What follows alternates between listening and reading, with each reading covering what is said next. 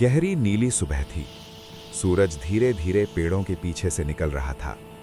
चिड़ियों की आवाज, ठंडी हवा और मिट्टी की खुशबू के बीच एक लकड़ी का फाटक खड़ा था, जिस पर बड़े अक्षरों में लिखा था गांव।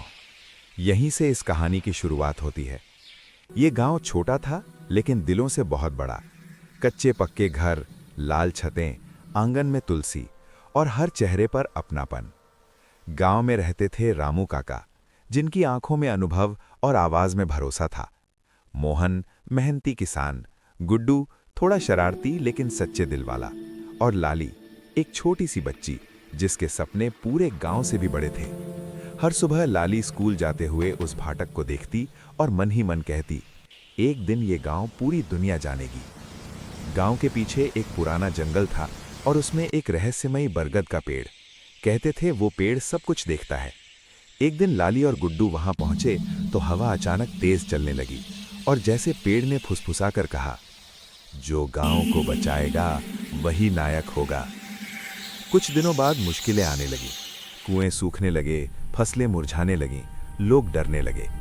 शहर से आए कुछ लोग बोले, ये गांव छोड़ दो, अब यहां कुछ नहीं बचेगा। पर लाली ने हार नहीं मानी। वो रामू काका के पास गई। रामू काका बोले, जब पूरा गांव साथ खड़ा हो जाए तो सूखी धरती भी हरी हो जाती है। और वही हुआ। बच्चे मिट्टी खोदने लगे, महिलाएं पानी बचाने लगीं, पुरुष तालाब गहरा करने लगे। जानवरों के लिए चारा उगाया गया, गाय फिर से स्वस्थ होने लगी। एक रात तेज आंधी आई, लोग डर गए, दिए जलाए गए, सबने एक दूसरे का हाथ पकड़ा, गांव डटा रहा। अचानक बारिश हुई, धरती मुस्कुराई, कुएं भर गए, खेत लहलहा उठे, गांव फिर से जी उठा।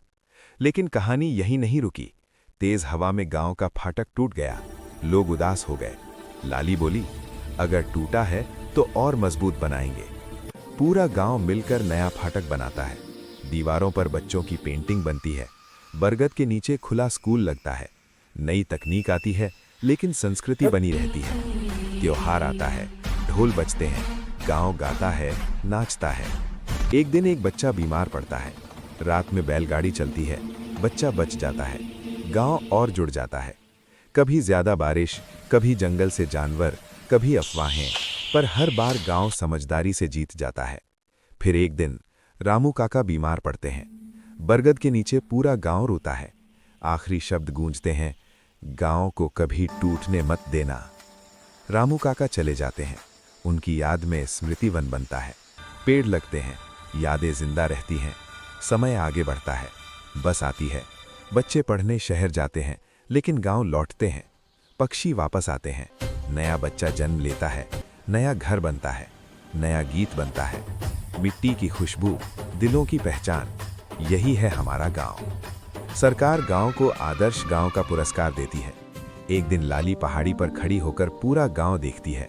वही फाटक, वही घर, पर अब सब बदल चुका है। अब लाली बड़ी हो चुकी है, बच्चों को कहानी सुनाती है और कहती है, ये कहानी खत्म नहीं हुई, अब इसे आगे बढ़ाना तुम्हारा काम है। कैमरा ऊपर उठता है, सूरज उगता है, चिड़ियां उड़ती हैं और स्क्रीन पर लिखा आता है, गांव सिर्फ एक जगह नहीं, एक एहसास है।